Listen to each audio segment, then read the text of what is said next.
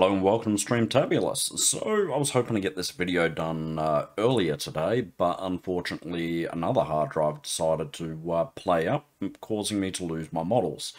Which brings up a valid point. If you're using a mechanical drive and you have your models on a mechanical drive and you're running Krita and you're trying to do a render and it is hanging and not loading up the model, it may be a damaged model due to corruption of the hard drive, so keep that in mind. That's what happened to me today, and as a result I ended up having to reinstall Krita, reinstall the AI diffusion, and reinstall a handful of models, and lost a lot of models.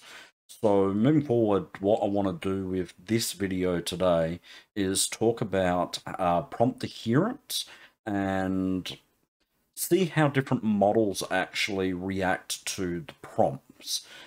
So we'll go over to the intro and then we'll get on with the show.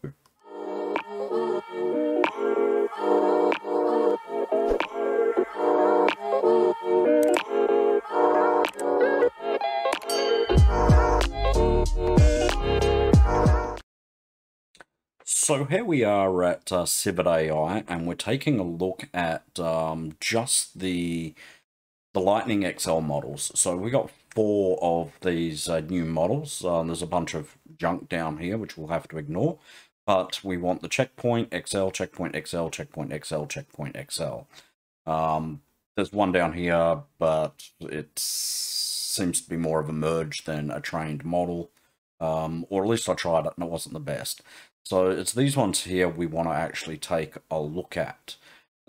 We already talked about Juggernaut XL, so I want to talk about prompting with this, and we're going to put it to the absolute test with an insane prompt that I was inspired from an image, and I thought, well, this would be good to test models. So I've worked on that, and we'll show you that in a moment. First of all, let's take a look at these models. So when you load up the page on Civet AI, you'll see there's a turbo here, there's a lightning here. So these are the ones that we're looking at. So I have this lightning model, we have this one here, we have this one here, the Juggernaut one, which the previous video was about. And we have this one, which is rather interesting. There's 2 models here. There's a ChatGPT trained model, and what they've basically done is they've used ChatGPT to analyze 8,000 images and create the text file for what's in those 8,000 images to try to get a better prompt adherence. Prompt adherence is where it reads the prompt and it generates the image to what your prompt is. We want good prompt adherence because we want to be able to describe what we're looking at or what we want and get that in detail. This is why ChatGPT is one of the best renderings for AI, because it is able to understand the language better and translate that to the AI engine which they have created. So it's working from a language model, an image model, and they're designed to work together, so it's able to refine, and you can say, no, this is wrong, I didn't want that, and you can keep building on that, which is absolutely insane. For Stable Diffusion, what we're running locally, we don't quite have that power yet. I feel they might end up having to have a separate language model incorporated to help negotiate that in between.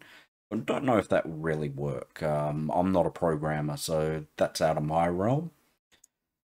Coming over, these are some non-Lightning models, and I'm going to post links to all these because these are my favorite. Colorful XL, I find, has a fantastic prompt adherence. I haven't been able to get it to do this one following its prompts here and following these details. So that's very cherry-picked and interesting. I wouldn't be surprised if there was some sort of ink art LoRa attached to that, which is missing from here. So it does show, like, if you're going through and you're trying these, you can sometimes see that some of the images generated aren't quite what the model is capable of, which is why I want to test with something higher today. The version 6 experimental by Colossus project is a fantastic model, and it's quite remarkable what it does. Unstable diffusion, version 11, run diffusion. Fantastic model when it comes to prompt adherence. It's one of my favorite models out there. This one I've only just come across. I actually found it rather interesting with its prompt adherence. It's a decent model, but it gets some really great images with what it actually renders, and I found that to be fantastic.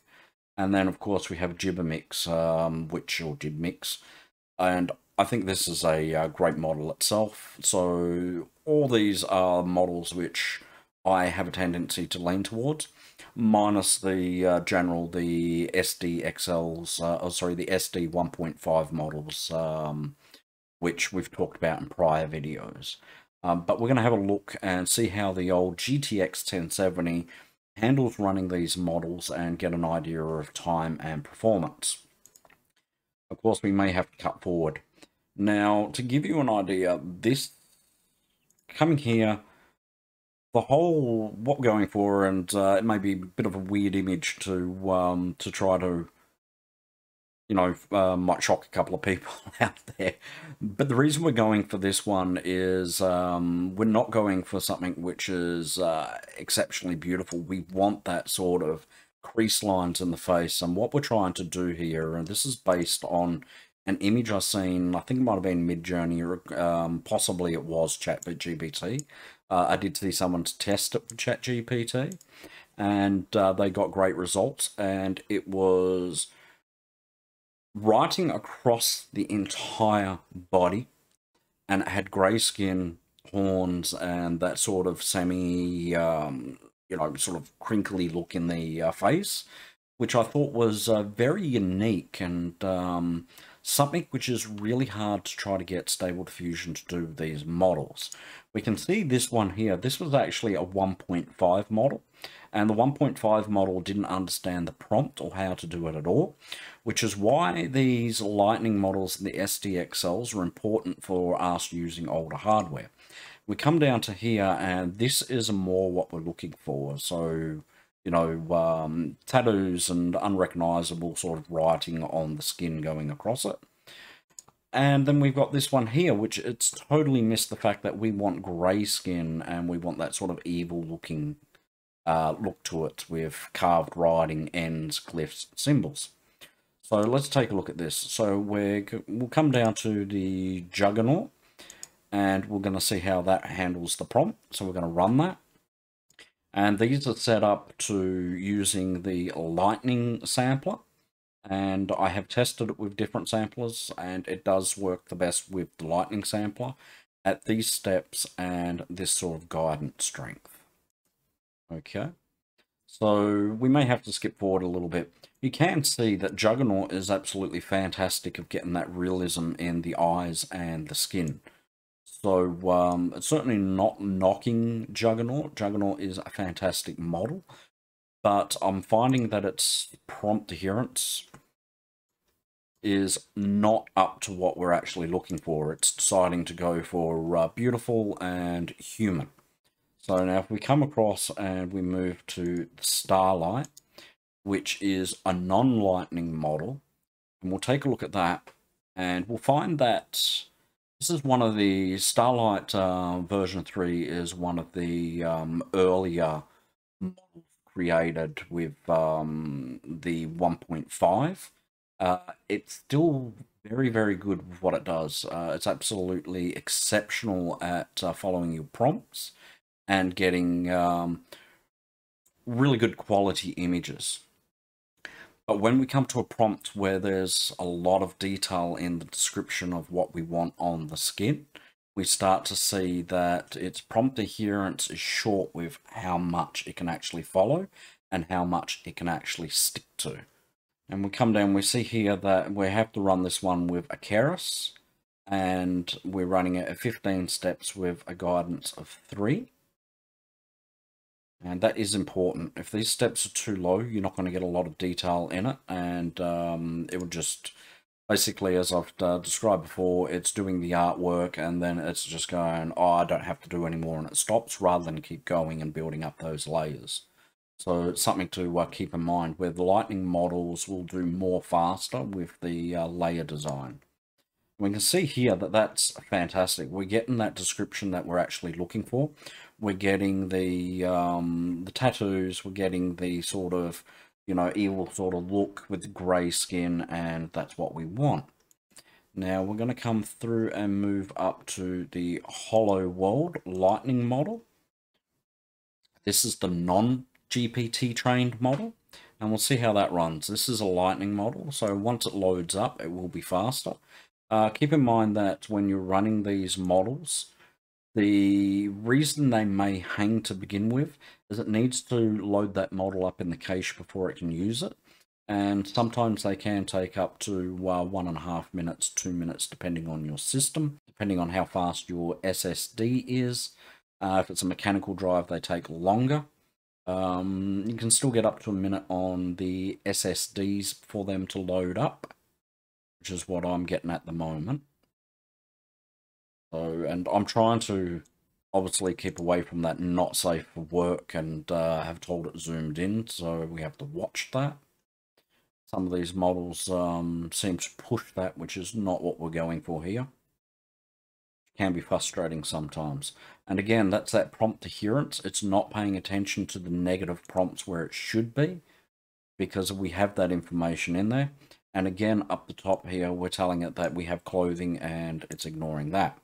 So this is the Hollow World.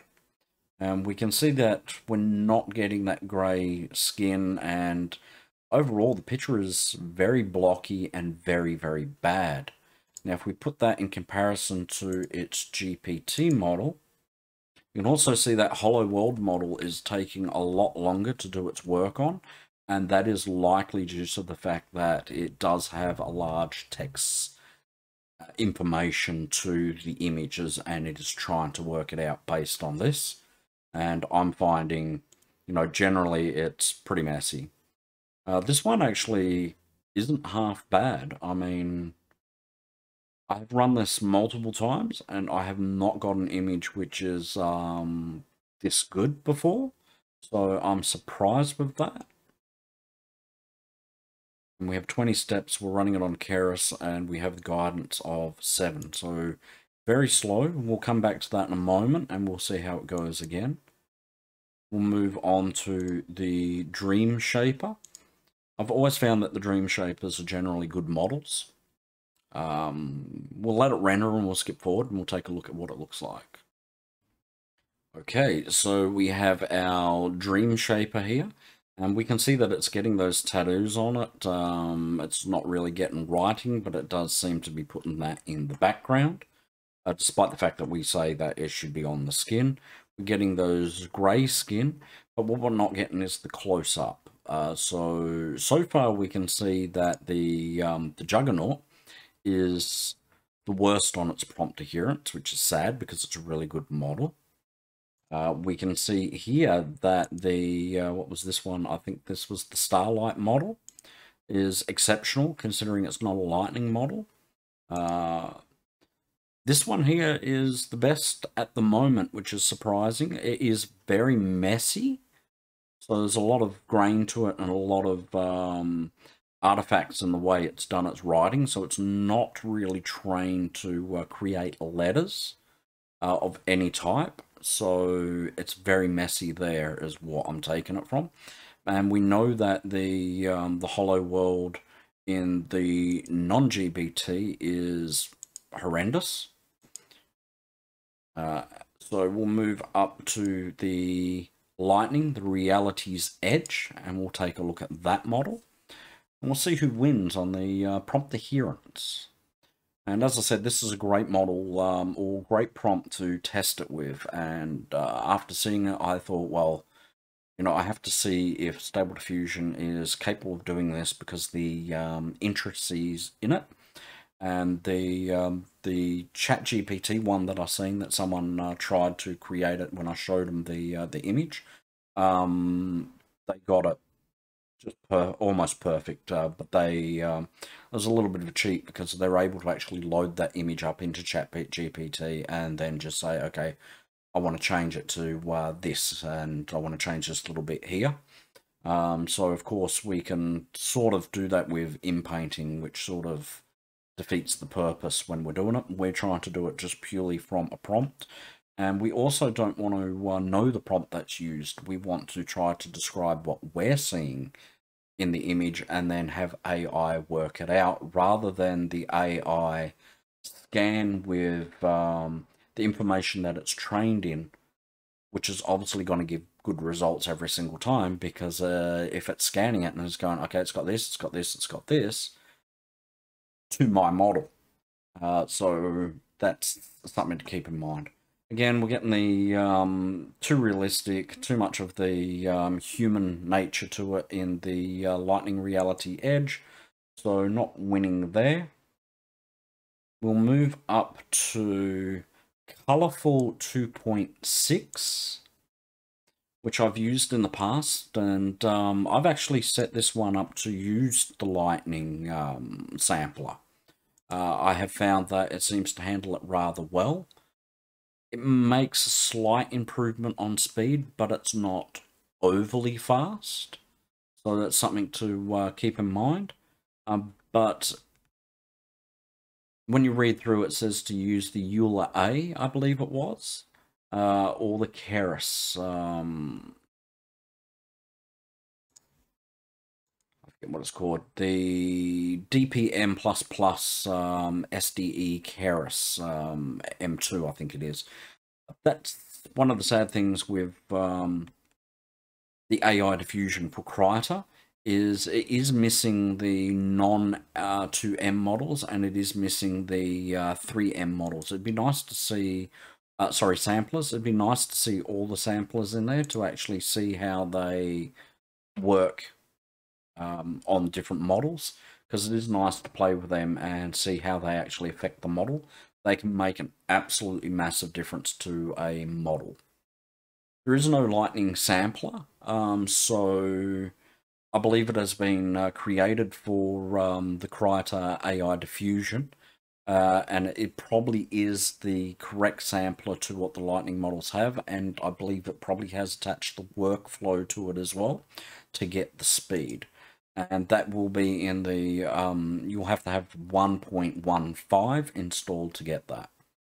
And as we can see with the Colorful 2.6, we're getting everything that we're describing into it other than the close-up.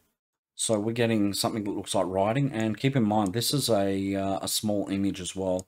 So if you're able to run 1200 by 1200, you're going to have cleaner, more crisp details in the image. I'll run that colorful one again, we'll see how it looks. But we are getting more prompt adherence there. So we can see that with some of the models, we're not getting to what we want. And that's the importance of having lots of models, depending on what you're trying to generate and what you're trying to do. One model may work better than the other. And that's why I'm testing them out with this prompt. And of course, if any model makers are viewing my my video, then maybe we can you can take a look at that and see if you can try to get that prompt adherence in there for getting away from this. So might be a lot of work to be done. Like I said, certain models are just designed to do certain things, and it's hard to tell. Fantasy models are probably going to be the better ones to run to create these sorts of images, which is what I believe the colorful one is designed for, is that fantasy, whimsical sort of look. So we can see again, we're getting some good adherence. We're missing the black clothing, which I'm specifying. We are getting writing. We're getting that look there. And we're going to come back through and I'm going to try this GPT-4 trained model again.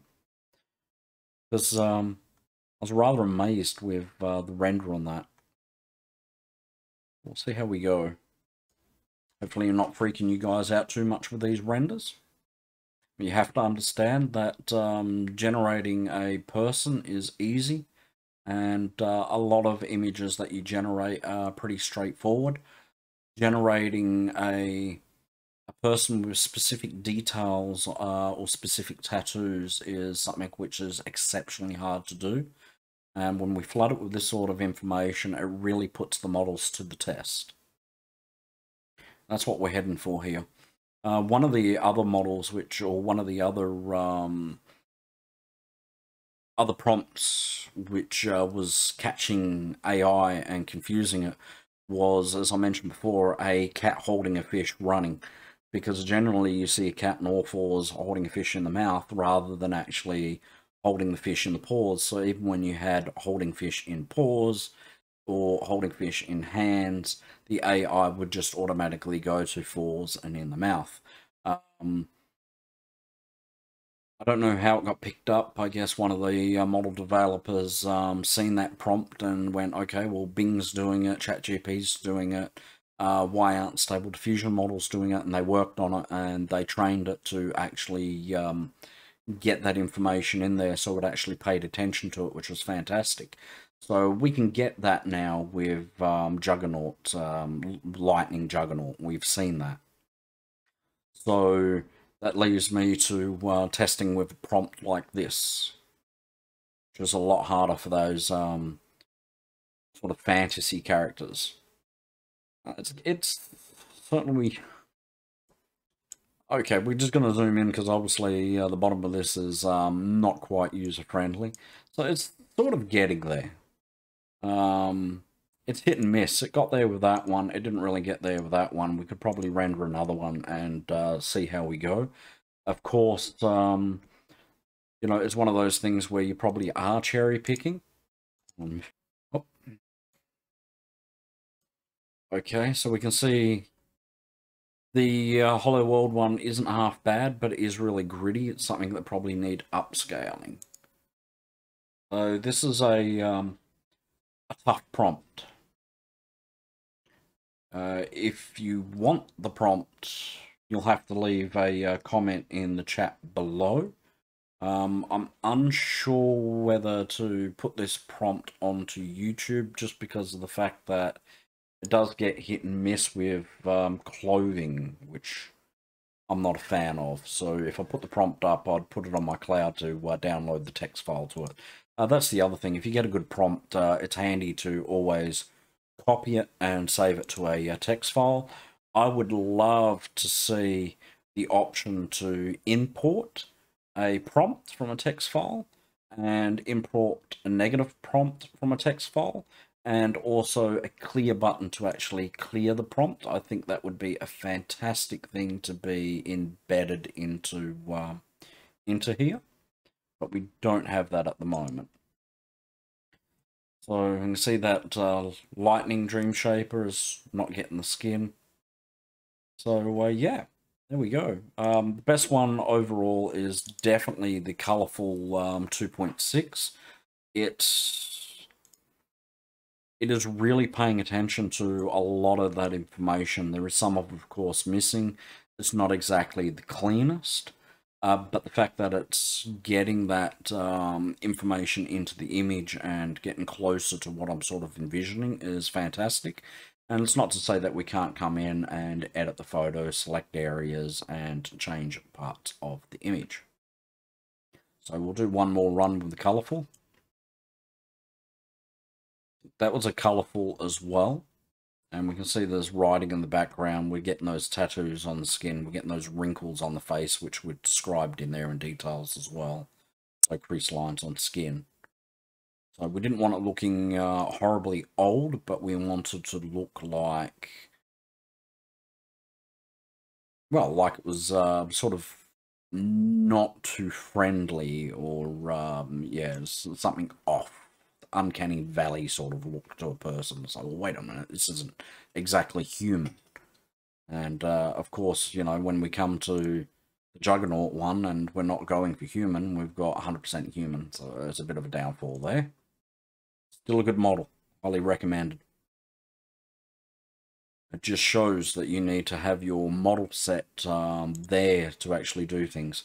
And again, you can see why I have the Colourful XL one as one of my favorites. Is it really does get a lot of prompt adherence there. I did specify black clothing, but we're not getting that, so there we go. So yeah, hopefully that wasn't too confronting with some of the images that are rendered. Like I said, I mean, it's obviously missing, I'm saying, close-up. Perhaps the word headshot might have been appropriate to put in there.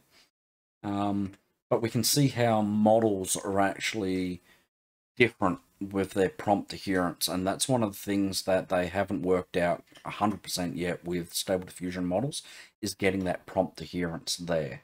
And hopefully we see that in the future.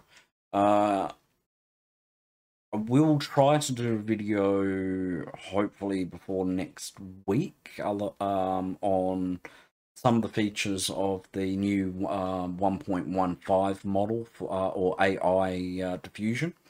It has a lot of new features in it, so you can have a layer of a face and point it to that layer and say face, and then, you know, make sure every character that you render has that face to it.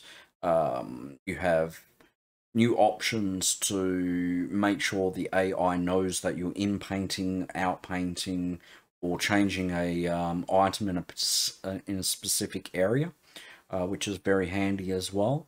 So we'll do that. Next week I have to have a mole removed from my back, which is rather suspicious.